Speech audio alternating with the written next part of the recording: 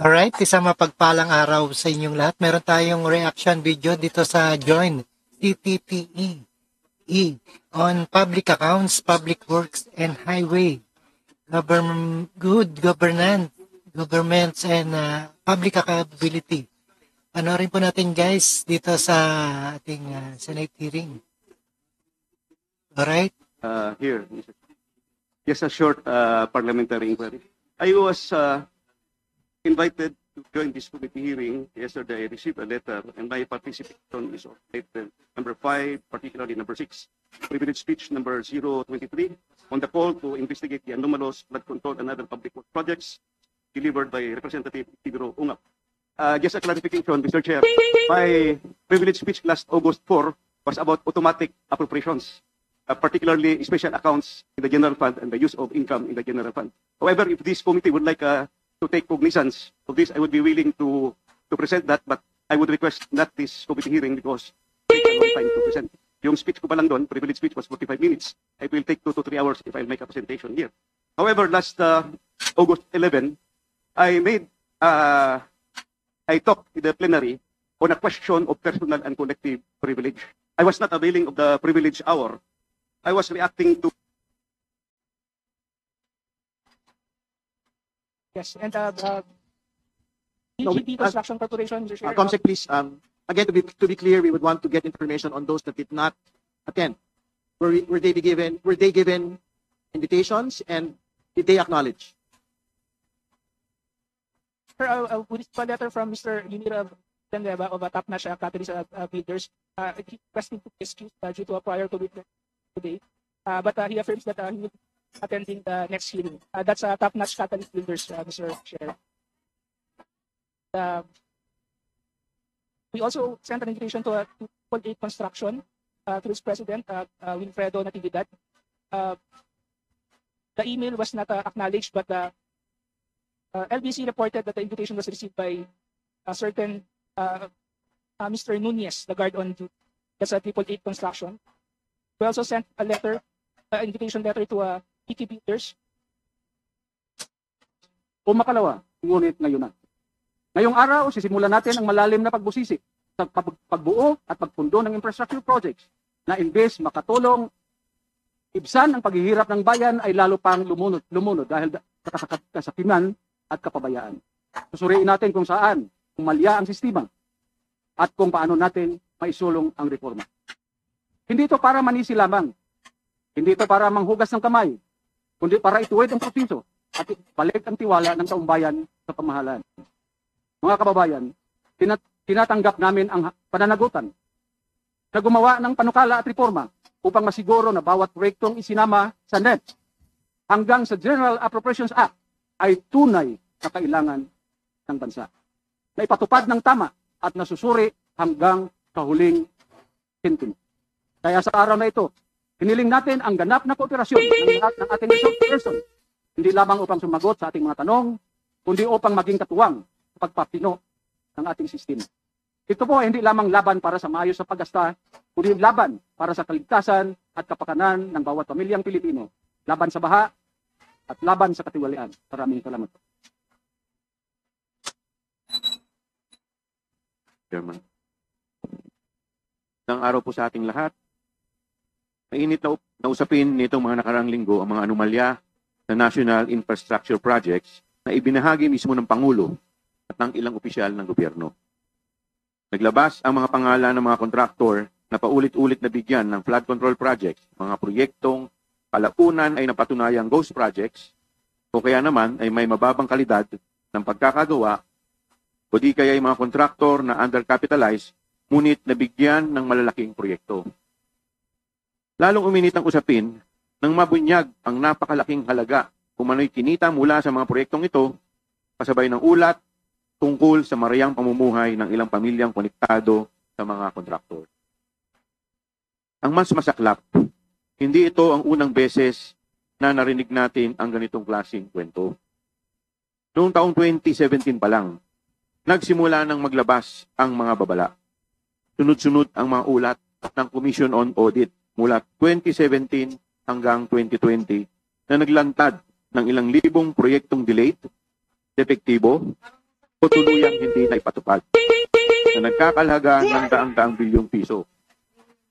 Noong 2018, iniulat ng Philippine Center for Investigative Journalism o PCIJ ang pagkakasangkot ng ilang malalaking kontraktor sa mga flood control projects na na-delay o hindi natapos. Noong 2019 naman, mismong House Committee on Appropriations ang nakatuklas sa maraming flood control projects ang prone na tinatawag na budget insertion, mga proyektong isinisingit sa pondo nang walang malinaw na konsultasyon o batayan. Ayon sa kanilang ulat, umabot sa bilyong-bilyong piso ang halaga ng mga proyektong isinisingit na nagbukas ng malawak na puwang para sa katiwalian at maling paggamit ng kaban ng bayan. At noong 2020, mismong inamin ng dating Pangulo na talamak ang mga ghost project sa iba't ibang rehiyon ng bansa. Sa madaling salita, hindi bago ang problemang ito. Ito ay problemang namana, naipon, at napabayaan. At ngayon, lumulutang na parang sugat na matagal nang hindi ginagamot. Sa pagbunyag ng mga anomalya sa flood project control sa Bulacan at iba pa, malinaw na malalim, malawak, at nagkaugat sa sistema ang problema. Ang flood control project na yun? These are projects that cannot be identified, that cannot be Were they paid, Located. Mr. Secretary? in Bulacan First Engineering. Nabayaran po ba siya, Mr. Nabayaran po. Secretary? Okay. Yung dalawang project, unahin lang natin ito kasi gusto nga natin makita yung flow. Kanino po nag-emanate ang request na pondohan ang mga proyektong ito? Sang-ayon sa pagbisita ng ating Pangulo, yung dalawang project na sinasabi niyo po.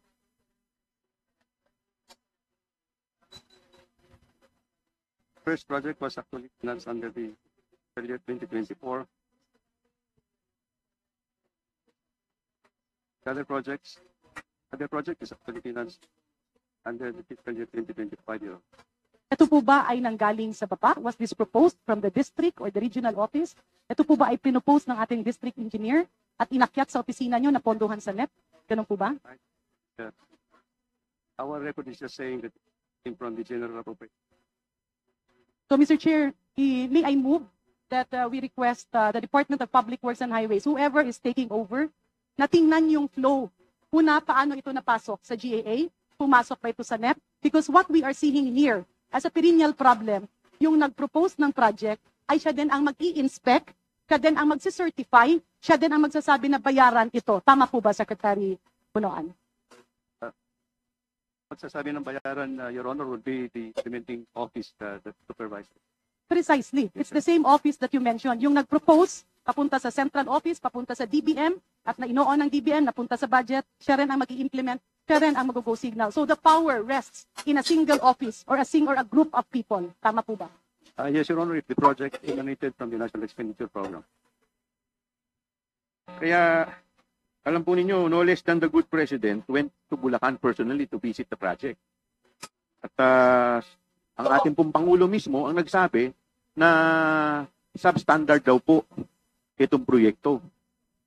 Ito po yung release po ng Inquirer at sinasabi po, perfect example of abuse. Ito po ba under po ng engineering district ninyo? Yes, Your Honor. Now, so, nare-recognize po ninyo itong proyektong to na binabanggit ng ating Pangulo. Hindi ko po masyadong matandaan, Your Honor. Hindi mo na masyadong matandaan. Okay. May papakita po ko sa inyong kontrata, Mr. Chair. Next slide, please. Meron po ditong kontrata, contract agreement between DPWH Bulacan First District Engineering Office. Next slide, please. Next slide. Before proceeding to the next slide, I think we have to make a record. Ayan, Ito po. Pakinggan po muna natin itong video ng ating Presidente. Wala, talaga 220 meters, 55 million completed ang record ng Public Works. Walang ginawa, kahit isang araw hindi nagtrabaho, wala kang makita, puntahan ninyo, wala kayong makita kahit na ano. Tuloy-tuloy ang pagbaha doon sa kabila. So, yes. So, if all of these projects were properly executed and implemented, ang laki nang nawala na problema sa amin, sa atin, at sa mga taong bayan. At saka mas magiging maayos hanggang irrigation, hanggang water supply, fresh water supply for household. Pero ito yung ginagawa nila talagang nakakapinsala pa sa local residents. So yes, it's no, I'm not disappointed, I'm angry. Ano pong comment po ninyo dyan, Engineer? Sama naman po ang Pangulo. It's really disappointing. At ako rin po mismo, bilang district engineer, I was really surprised by the findings of the President because if I may explain to you. Kapatid po kayo, nagalit din. Yes, sir. Paano pong galit? Galit na galit din kayo? Yes, sir. There was instances after I think that is August 7, 5 p.m. Pinatawag ko po yung mga dating kasamahan ko. And I asked the district engineer at the time, who is my former assistant district engineer, and the section chief implementing the project. Sabi ko, why it happens? Because all your signatures is attached on the documents. So hindi po kayo yung nag-implement nun? Hindi po kayo yung district engineer at that time? Actually, sir, kalahatian lang po ang inabutan ko ng final payment. Hindi po ako nag-final payment po. Okay, sige. May pakikita po ko sa inyo, isa pong yung contract agreement po. Ito po. Between the DPWH and Sims Construction Trading worth, ano ba ito? 55 million. 55,730,000. At yung po sa baba, meron po nakapirma dito in the name of Henry Alcantara. Sino po tong Henry Alcantara na nakapirma po dito? Opo, Your Honor. Okay. Pirma po ba ninyo ito? Would you confirm that this is your signature? I think yes, Your Honor. Okay. So, nung time na, ito yung pinakita po natin kanina, ito po ba yung project na, yung kung saan galit na galit si Presidente, at kayo rin mismo galit na galit, sabi ninyo? Yes, Your Honor. Okay. So, ito po yung kontrata nun. Tama po ba? Yes, Your Honor. Alright. Thank you. Sabi po ninyo, hindi po ninyo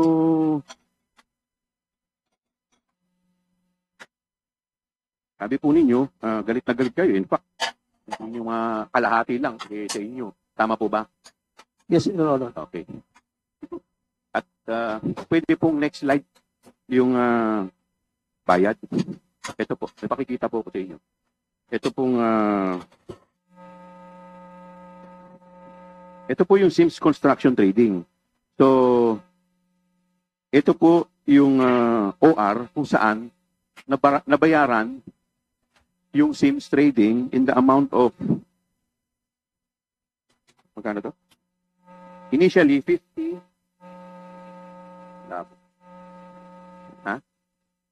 Initially, 43 million at yung pangalawa pong OR bilang second and final billing, yun po yung balanse. So, ibig sabihin, nabayaran po sila. Tama po ba? Yes, Your Honor. I think. So, paano po nangyari? Ba't nabayaran po? Wala naman pong kahit na isa. Ghost nga po This one to explain, sir, that there was a certification signed by the project engineer and the implementing section chief. Has identified mga anomalous o mga ghost projects, specifically in Bulacan. Ano po mga naging hakbang ng COA, ma'am, after po niyo nabalitaan yun? Mr. Chair, right after po yung mga pinuntahan po, actually sir, before pa po, after pa po ng SONA, and after po nung press conference of the President, our chairperson po has already issued a directive or memorandum for the creation of audit team po, particularly dun sa fraud audit po sa Bulacan po, Mr. Chair. My main question, ma'am, yung kunyari hindi siya na-obserbahan o nakita ng ating Pangulo, makikita po ba ng COA to? Mapa-flag down ba ng COA? Chair, gusto ko pong i-clarify kung anong gusto niyo pong sabihin is before yung pagbisita po ni President or after po? In general po. In general po. Actually po, Mr. Chair, with your indulgence po, pwede ko po bang isaad muna kung ano po yung situation po ng mga audit teams po natin sa Sige po, ma'am. Okay lang po ba?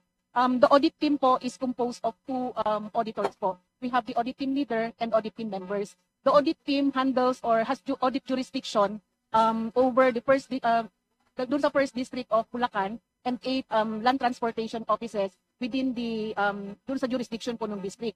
Actually, sir, yung alam po naman natin that the district engineering office, first district engineering office has jurisdiction over 3 legislative districts po ng Bulacan, namely first, second, and third district. Dalawa lang po yung auditors na nandun po sa atin. So, halos ganun din po yung sitwasyon natin sa lahat ng mga audit teams na nasa district and regional offices po na nag-handle ng DPWH, and yung mga nandun po nga sa Cluster 7, which are, kung minsan, kasama po doon sa ino-audit nila, yung Land Transportation, Philippine Coast Guard, Marina, at marami pa pong iba na nasa Cluster 7 po. Yun po, sir. So yung audit team po, may mga observations naman po sila regarding sa mga audit po ng infrastructure projects natin. Madami naman po, sir.